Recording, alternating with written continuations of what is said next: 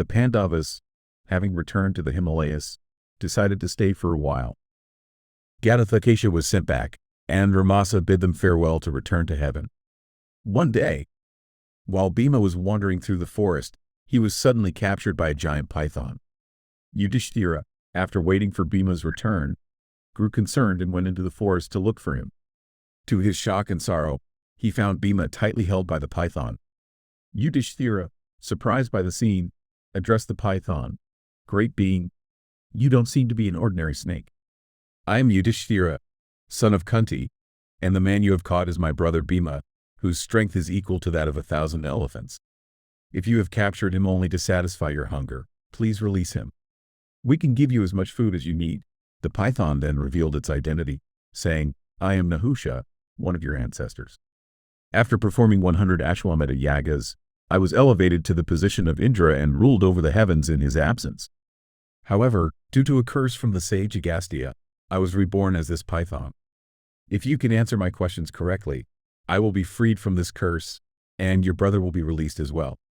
Yudhishthira respectfully replied, "Honored ancestor, asking questions may be easy, but answering them can be challenging. My knowledge is limited compared to your vast experience. However, I will try my best to answer your questions sincerely, as it is a matter of life and death for my brother, whom I cherish more than my own life." Yudhishthira humbly acknowledged Nahusha's wisdom, saying, "Honored one, your experience is vast compared to my limited understanding. But please ask your questions, and I will do my best to answer them with all the sincerity I possess. It is a matter of life and death for my brother, who means everything to me." As Nahusha leaned closer, a look of curiosity sparked in his eyes. He began to speak, each question as if plucked from the depths of his mind. "Who is truly a Brahmin?" he asked, his voice steady yet edged with a questing spirit. Yudhishthira, wise and calm, met Nahusha's gaze with unwavering resolve.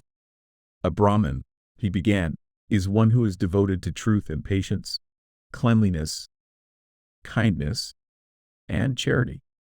He holds a gentle heart, balanced in both joy and sorrow, unmoved whether surrounded by prosperity or grappling with poverty."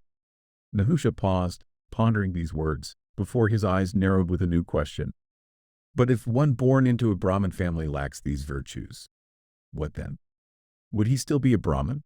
Yudhishthira shook his head. "No," he said, his voice as firm as the ground beneath them. "Without these noble traits, a person, no matter his birth, is not truly a Brahmin." Nahusha's brow furrowed as he pondered this answer. "Then, tell me," he asked, "how can one recognize a true Brahmin?" Yudhishthira replied, his tone softening with reverence, "A Brahmin is known by his character and conduct. His character is his greatest wealth, more precious than any possession. If he loses his material wealth, nothing of real value is lost. But if he loses his character, he has lost everything." A moment of silence settled between them as Nahusha considered Yudhishthira's words. Then, another question rose within him. "And if these desirable qualities are found in one born as a Shudra, how would you judge him?" "Then, tell me," he asked, "how can one recognize a true Brahmin?" Yudhishthira replied, his tone softening with reverence, "A Brahmin is known by his character and conduct. His character is his greatest wealth, more precious than any possession.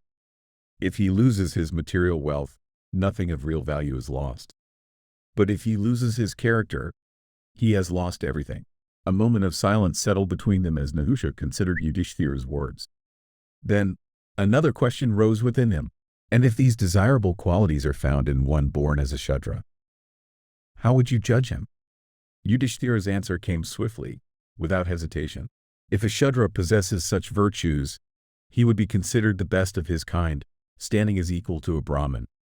Nahusha, now fully captivated, leaned forward with one final question. "It is said that even if one is dishonest and harsh, he may reach higher realms if he is nonviolent. Why is nonviolence so highly esteemed in righteousness?" Yudhishthira's face softened as he spoke.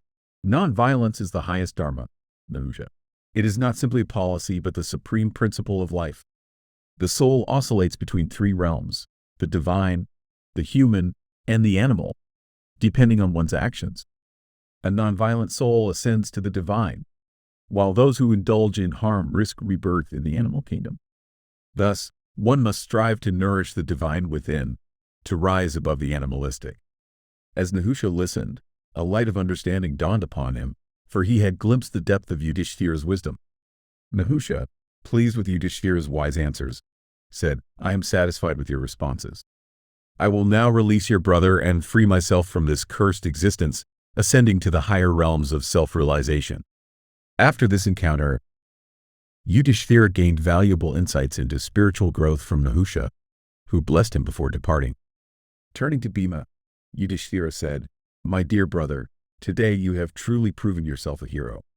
You have escaped the jaws of death, not through sheer strength but by setting aside your pride and embracing humility. True strength, when combined with humility, is noble, but humility without strength is hollow. Now, your power is complete because it is balanced with wisdom. From this day forward, you can face any challenge with courage, guided by humility."